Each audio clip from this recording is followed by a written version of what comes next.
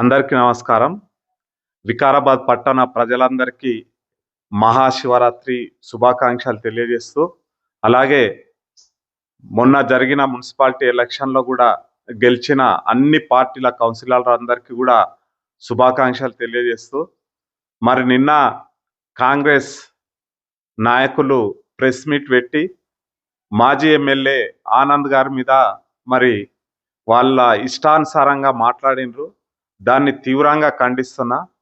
ఎందుకంటే BRS party ఉన్నప్పుడు ఏం చేసింది, ఎమ్మెల్యేగా ఆనంద్ ఉన్నప్పుడు ఏం చేసిండు అనేది ఇక్కడ ఉన్న ప్రజలందరికీ తెలుసు.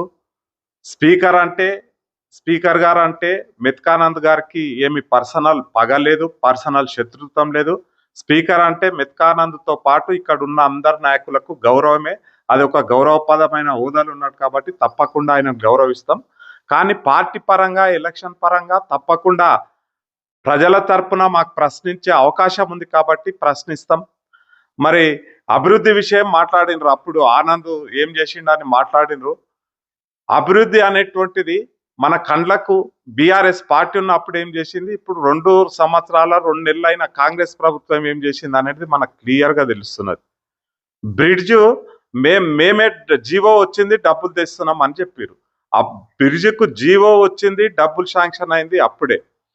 అక్కడ రాజీవ్ నగర్ లో ఒక పెద్ద హాస్పిటల్ కడుతున్నాం. అది ఎవరి హయాంలో జరిగింది?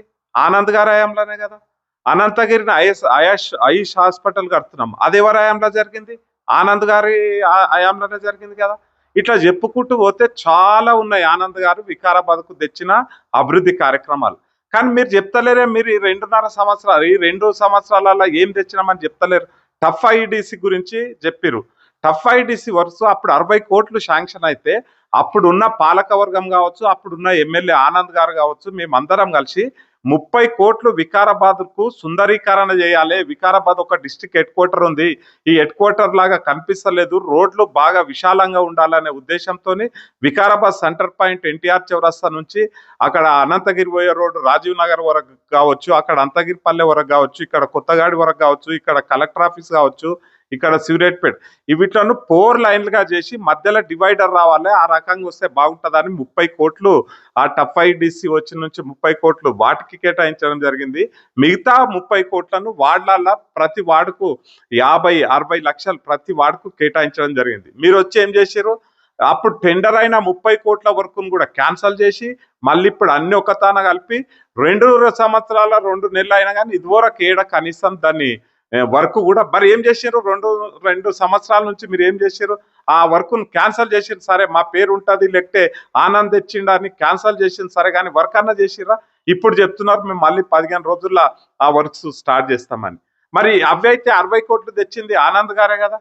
మీరు ఏదో పర్సనల్గా స్పీకర్ గారి దగ్గర మీరు ఏదో గొప్ప అనిపించుకోవడం కోసం ఆనంద్ గారిని తిట్టడం కాదు. ఆయనకు మైండ్ స్టేబుల్ లేదు, వైద్యుడు ఇంకో వైద్యులతో చూపించుకోవాలని చెప్తున్నారు.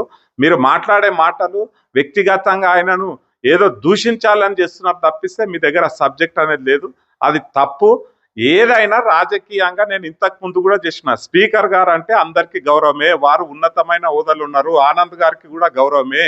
రాజకీయ విమర్శలు చేస్తారు మీరు, అంతేగాని నా పిచ్చోడు అది ఇది అని మాట్లాడడం కరెక్ట్ కాదు. ఎందుకంటే మీరు కూడా రాజకీయాల్లో చాలా రోజులు ఉన్నారు, పెద్ద నాయకులు, మీరు కూడా ఆలోచించి మాట్లాడండి. మీరు స్పీకర్ గారి దగ్గర మార్కులు వేసుకునికి మీరు ఆనందం తిడితే మరి మీరు లీడర్ అవుతారా? కారు కదా. అట్లా గారు వాస్తవాలు మాట్లాడండి. ఆనంద్ ఏం చేయలేడు అని చెప్పనికి నేను మూడే చెప్పిన, ఇంకా చాలా ఉన్నాయి అట్లా చెప్పుకుంటా పోతే. బీఆర్ఎస్ ప్రభుత్వమే వికారాబాద్ను ఒక రాష్ట్రం లెవెల్లో కాదు, ఎక్కడ కాదు, వికారాబాద్కు ఒక గుర్తింపు తెచ్చిందే బీఆర్ఎస్ పార్టీ. ఇంకోటి గ్రౌండ్ లెవెల్లో బీఆర్ఎస్ పార్టీకి ఈరోజు మీరు లేదు అని చెప్తున్నారు. 11 సీట్లు గెలిచినాం మేము, 10 కాదు.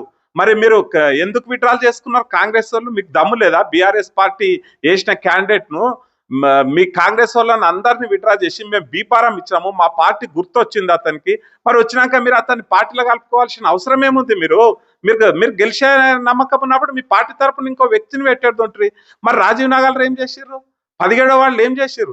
మా పార్టీ అభ్యర్థిని అంతా నామినేషన్ వేసి మరి గుర్తొచ్చినాక తెల్లారిపోయి మళ్ళీ ఆయనను బతిలాడి బంగా సీట్లకి కండువా కప్పుకున్నారు.